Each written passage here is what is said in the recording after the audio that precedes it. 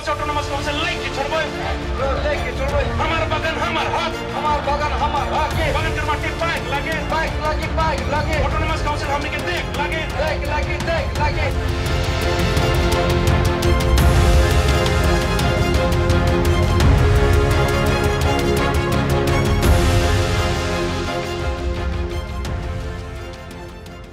2026 চনৰ আসলে নিৰ্বাচনৰ পূৰ্বে এতিয়া গণহংকাৰ দিছে আদিবাসী ছাত্ৰ সন্থাই ইতিমধ্যে তেখেতে ঘোষণা কৰিছে যে তেখেতলোকৰ যি দিবৰ সময়ত দাবী এই দাবী কিন্তু পূৰণ কৰিবলৈ বৰ্তমানৰ বিজেপি চৰকাৰ বিফল হৈছে আৰু বিজেপি চৰকাৰক প্ৰত্যাহ্বান দিবলৈ তেখেতলোকে ঘোষণা কৰিছে যে আগন্তুক 2026 চনৰ পঞ্চায়তৰ যি নিৰ্বাচন আছে নিৰ্বাচন আদিবাসী ছাত্ৰ সন্থাৰ উদ্যোগত তেখেতলোকে পৃথক ৰাজনৈতিক দল খুলিব যাৰ বাবে অসমৰ ৰাজনৈতিক পটভূমি আসলে সম্পূৰ্ণ চেঞ্জ হৈ পৰিব লগত মোৰ লগত আছে প্ৰদীপ নাগ ডাঙৰীয়া এক গণহংকাৰ কাৰ্যসূচী আজি বিশাল লোকসকলৰ আজি আগমন ঘটিছিল ফিলবাৰী চাহ বাগিচাত আৰু তেখেতৰ পৰা পোনপটীয়াকৈ জানিব বিচাৰিম যে যিহেতু বিজেপি চৰকাৰে আপুনি কোৱাৰ দৰে প্ৰতাৰণা কৰিছে আদিবাসীসকলক কেনেধৰণৰ এটা পদক্ষেপ ল'ব বিগত সময় আপোনালোকৰ ভূমিকা কি থাকিব কাৰণ অসমৰ ৰাজনীতিত আদিবাসীসকলৰ ভূমিকা সদায় গুৰুত্বপূৰ্ণ হৈ আহিছে কি ক'ব নিশ্চয় আজি আমি সদৌ আদিবাসী ছাত্ৰ সন্থা আমি বিজেপি চৰকাৰৰ ওপৰত বহুত ভাষা আৰু আশা আছিলে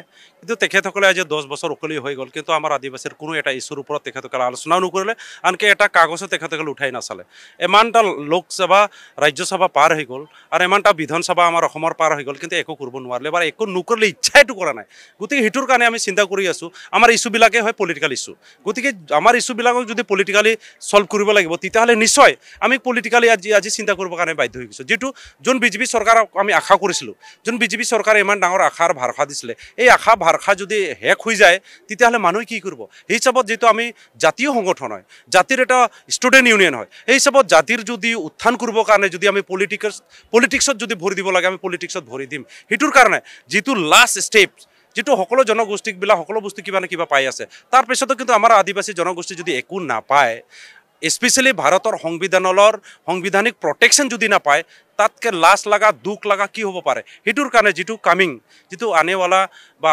অহা যিটো আমাৰ পঞ্চায়ত ইলেকশ্যনত আমি পলিটিকেলি আমি চেষ্টা কৰিম আমাৰ আদিবাসী ৰাইজেও আমাক আপিল কৰি আছে আমাৰ ৰাইজৰ লগত আলোচনা হৈছে তেখেতসকলেও কৈছে আজি আমাৰ বিজেপি চৰকাৰে যদি একো কৰি দিব নোৱাৰে বা বিজেপি পাৰ্টি যদি একো নকৰে ইচ্ছাই নাই তাৰ ওপৰত আমি তেল মাৰি লাভ নাই সেইটোৰ কাৰণে আদিবাসী ৰাইজে কৈ আছে আমি নিশ্চয় নিজববীয়াকৈ আমি কিবা এটা চিন্তা কৰি পেলাই ৰাজনীতিক হিচাপত যদি আমাৰ জাতিটোক উদ্ধাৰ কৰিব লাগিলে আমি ৰাজনীতিক দলে হিচাপত যাই পেলাই পঞ্চায়তত আমি ইলেকশ্যন যুদ্ধ কৰিম এইটো আমাৰ আদিবাসী ৰাইজেও আমাক ৰিকুৱেষ্ট কৰিছে তাৰ লগতে সদৌ আদিবাসী ছাত্ৰ সন্থাই ইমান দীৰ্ঘদিন আলোচনা কৰাৰ পিছতো ট্ৰাইপাৰ্টি ট্ৰেকত বহাৰ পিছতো আমাৰ জাতিৰ একো কাম যদি নহয় সেইটোৰ কাৰণে আমি আদিবাসী ছাত্ৰ সন্থাও চিন্তা কৰিবৰ কাৰণে বাধ্য হৈ গৈছোঁ শেষত যে নিশ্চয় যদি পলিটিক্সত বা ৰাজনীতিকভাৱে যদি আমাৰ ইস্যুবিলাক পূৰণ কৰিব লাগিব তেতিয়াহ'লে ৰাজনীতিকত আমাৰ আশা ফালৰ পৰাই ফুল্লি সমৰ্থন কৰি পেলাই জাতিৰ কামত আমাৰ ৰাজনীতিত ভৰি দি পেলাই পঞ্চায়ত ইলেকশ্যনত আমি লাগিবৰ কাৰণে আমি বাধ্য হৈ যাওঁ অসমত বিজেপিৰ যি উত্থানটোক লৈ আদিবাসী ছাত্ৰ সন্থা বা আদিবাসী লোকসকলৰ ভূমিকা আছিল বিশেষ উজনি অসমত সেই সময়ত বিজেপিৰ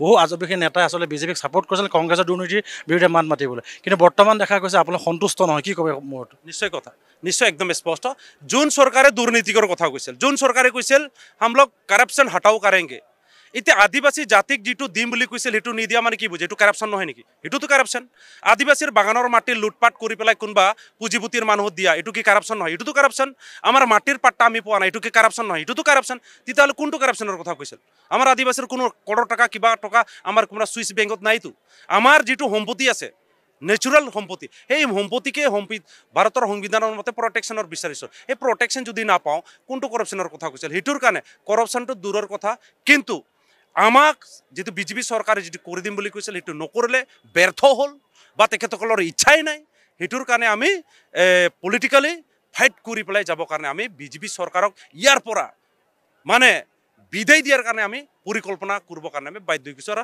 আৰম্ভ কৰি দিছোঁ আপোনালোক যিখিনি কথা দিছিলে সেইখিনি আপোনালোক তেখেতলোকে আশাৰ নিৰাশাৰ দৰে এটা মন্তব্য আপোনালোকৰ এতিয়া মই এটা কথা আপোনাক সুধিম আপুনি বিশেষ কথা কি মোক কৈছে আজি ভাষণত উদাত্ত ভাষণত আপুনি কৈছে যে বিজেপিৰ লগত লাট মাৰি পেলাই বাগানৰ পৰা খেদাব বা তেখেতলোকক কৰ্মীসকলক প্ৰশ্ন কৰিব যে আপোনালোকে এছ টি দিব নাই কেনেকুৱা ধৰণৰ ভূমিকা থাকিব স্পষ্ট কথা লাট মাৰা কথাটো আজি ৰাইজে ক'লে আপোনালোকে শুনিলে লাট মাৰা কথাটো আমি কোৱা নাই আমি কৈছোঁ এসময়ত আমি বিজেপিক আমি কোলাত লৈছিলোঁ ষ্টুডেণ্টৰ লিডাৰে বিজেপিৰ কেম্পিং কৰিব নোৱাৰে ষ্টেজত উঠিব নোৱাৰে তথাপি প্ৰদীপ নাগ উঠিছিল কিয় মই বিজেপিৰ ধাৰ খাইছিলোঁ নেকি? প্ৰদীপ নাগ বা আদিবাসী জাতিৰ ধাৰ খাইছিল নেকি? ধাৰ খোৱা নাছিল। কিয়? এটা বিশ্বাস। আৰু আদিবাসী জাতিটোৱে যি কথা কয় এইটো বিশ্বাস কৰে। বিশ্বাসৰে দুনিয়াখন চলে। কোনেও আজি ভগৱানক দেখা নাই, কিন্তু বিশ্বাসে ভগৱানক বা ধৰ্ম পালন কৰে। এই বিশ্বাসে তেখেতসকলক আমি বিশ্বাস কৰি পেলাই আগুৱাই গৈছিলোঁ। এতিয়া ৰাইজে কৈ আছে আমাক লাত মাৰিম। ৰাইজে যদি লাত মাৰে, না ঝাড়ু মাৰে, না ৰাইজে যদি তেখেতসকলক খৰিৰ লগত খেদায়, আমাৰ ক'ব লগা নাই। কিন্তু ৰাইজে খঙত কৈছে।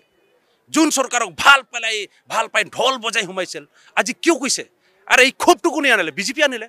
তাৰ মূল দায়ী কোনে হয়? বিজেপি হয়। আজি যি মিঠা আছিল টেঙা কিয় হ'ল? গতিকে তাৰ দায়ী তেখেতসকলে হয়। এতিয়াও টাইম আছে। সিহঁতে যদি শুধৰাই ল'ব খোজে বা সেই এনভাইৰনমেণ্টটো আনিব খোজে, ভাল এনভাইৰনমেণ্ট, তেতিয়াহ'লে তাৰ হিচাপত কাম কৰক। কাৰো লছ নাযায়। গতিকে আজি দুখত কৈছে, দুখ পাই খং উঠি কৈছে। খঙত যিকোনো হয়, খঙত যিকোনো কৈ দিব পাৰে। কিন্তু সেই খংটো কোনে কৰালে? সেইটোহে মেইন মূল পইণ্ট। আমাৰ দেখুৱাম এই আছিল আচলতে আচাৰ সভাপতি প্ৰদীপ নাথ ডাঙৰীয়া। আৰু আমি দেখুৱাম মোৰ সতীৰ্থ গৌতম আছে। গৌতমে সমগ্ৰ আচলতে ৰাইজসকলে কেনেকৈ হাজাৰ হাজাৰ যিসকল লোক আচলতে এইসকল লোক ক্ষোভত ওলাই আহিছে। তেখেতলোকক যি প্ৰতাৰণা কৰিছে বুলি অভিযোগ উত্থাপিত হৈছে বিজেপি চৰকাৰে, আৰু এই ক্ষোভৰ বহিঃপ্ৰকাশ ঘটিছে। আৰু আগন্তুক 2026 চনত আচলতে ফিলবাৰী এই চাহ বাগিচা খেলপথাৰৰ পৰাই তেখেতলোকে এটা গণহুংকাৰ দৰে এটা বাৰ্তা দিব বিচাৰিছে যে আগন্তুক 26 চনৰ নিৰ্বাচনত উজনি অসমত কিন্তু বিজেপি দলে প্ৰত্যাহ্বান সন্মুখীন কৰিব এই আদিবাসী লোকসকলৰ পৰা। কাৰণ তেখেতলোকক যি ধৰণৰ আচলতে আশ্বাস দিছিল, সেই আশ্বাস পূৰণ কৰাৰ পৰা সম্পূৰ্ণৰূপে বিজেপি চৰকাৰ ব্যৰ্থ হৈছে বুলি তেখেতলোকে দিছে। আৰু এই বিজেপি চৰকাৰ প্ৰত্যাহ্বান জনাবৰ বাবে আগন্তুক পঞ্চায়ত নিৰ্বাচন বা 2026 চনৰ বিধানসভা নিৰ্বাচনৰ পূৰ্বে আদিবাসী লোকসকলে তেখেতলোকক সুকীয়াকৈ তেখেতলোকৰ এটা ৰাজনৈতিক দল খোলাৰ কথা কৈছে। আৰু এই যদি কথা সত্য হয়, তেনেহ'লে অনাগত দিনত অসমৰ ৰাজনীতিৰ পটভূমি আচলতে পৃথক হ'ব।